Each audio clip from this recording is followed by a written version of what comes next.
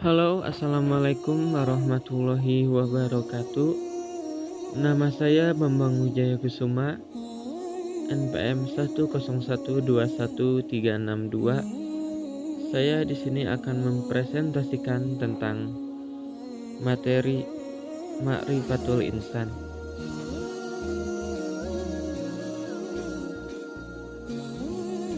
Dari 3 pokok bahasan ini, kita dapat menyimpulkan bahwa Islam merupakan sistem yang sangat menjanjikan kebahagiaan.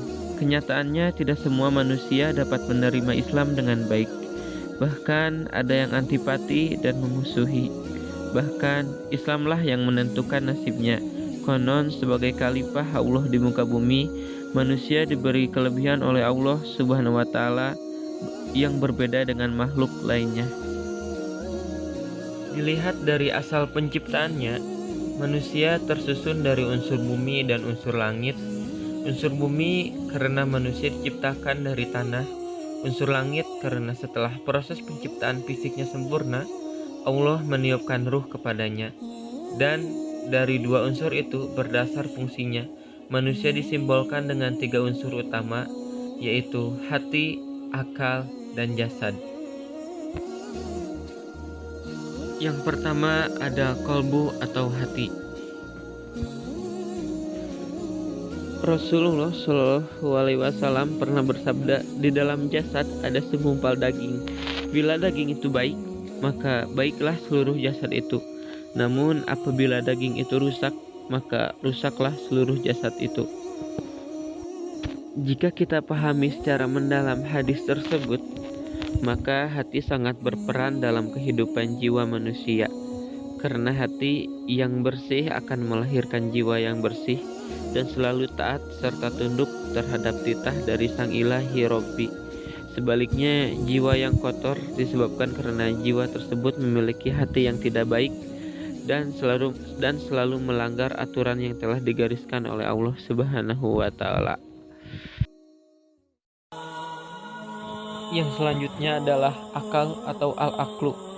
Allah Subhanahu wa taala berfirman, mereka mempunyai hati namun tidak dipergunakan untuk memahami ayat-ayat Allah. Imam Al-Ghazali pernah mengatakan bahwa ia memasukkan akal sebagai bagian dari hati, sehingga beliau memasukkan tafakur atau kerja akal dalam bab zikir yang merupakan kerja hati. Akal juga bukan otak, karena otak bahasa Arabnya adalah dimag, yang ini bersifat fisik. Dengan demikian, akal pun bersifat abstrak. Akal termasuk karunia Allah yang sangat besar bagi manusia, karena dengan akal inilah kemudian manusia menjadi makhluk yang paling istimewa.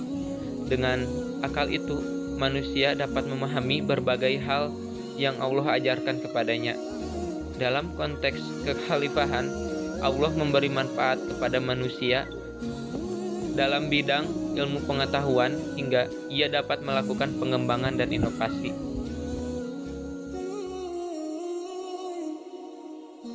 Yang selanjutnya adalah jasad. Jasad sangat mudah dikenali karena ia dapat kita lihat dan kita raba. Karena itu, tidak ada perbedaan tentang hakikat jasad ini. Yang terpenting bagi manusia adalah menggunakannya sebagai pelaksana, sebagai apa yang telah ditekadkan oleh hati dan direncanakan oleh akal. Tanpa jasad, tekad dan pengetahuan hanya akan menjadi impian dan teori yang kosong. Hati, akal, dan jasad adalah anugerah Allah yang harus kita gunakan untuk menjalankan amanah yang langit, bumi, dan gunung pun tak sanggup untuk mengembannya. Amanah itu tidak lain adalah ibadah dari khilafah. Yang menjadi perhatian kita adalah bagaimana manusia menunaikan amanah itu.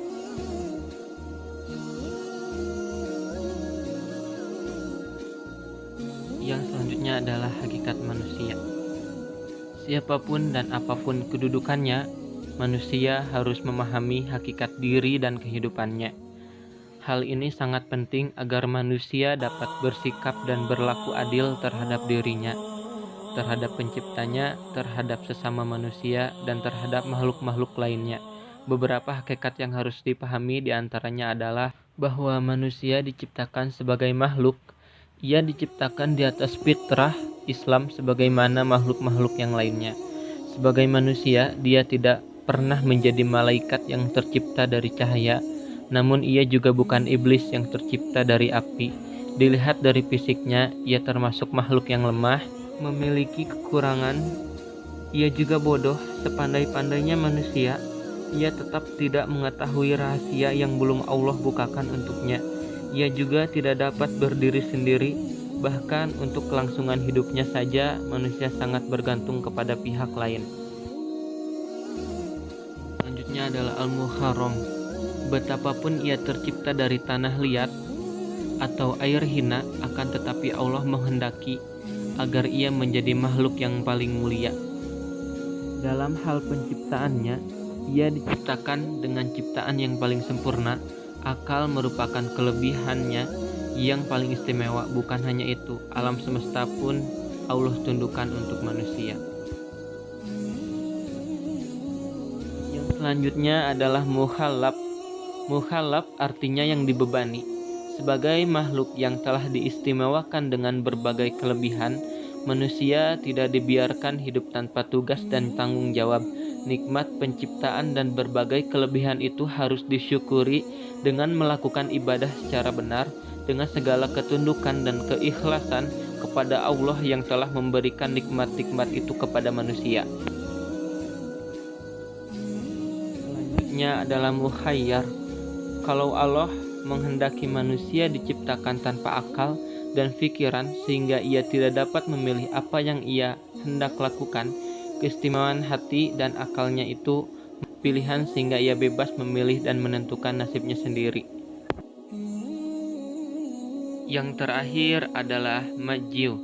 Keberadaan manusia sebagai makhluk yang diberi kebebasan untuk memilih itu bukan tanpa konsekuensi. Sesungguhnya nikmat yang telah diterima ia sejak awal penciptaannya, berbagai kelebihan yang tidak diberikan kepada makhluk lain, dan tugas yang dibebankan kepadanya itu akan diperhitungkan oleh Allah Subhanahu wa Ta'ala kelak di Yaumul Mizan atau di hari pembalasan. Demikianlah kiranya yang bisa saya sampaikan. Kurang lebihnya saya mohon maaf jika ada salah kata yang terucap, dan atas perhatiannya saya ucapkan terima kasih yang sebesar-besarnya. Akhir kata saya ucapkan akhirul kalam. Assalamualaikum warahmatullahi wabarakatuh.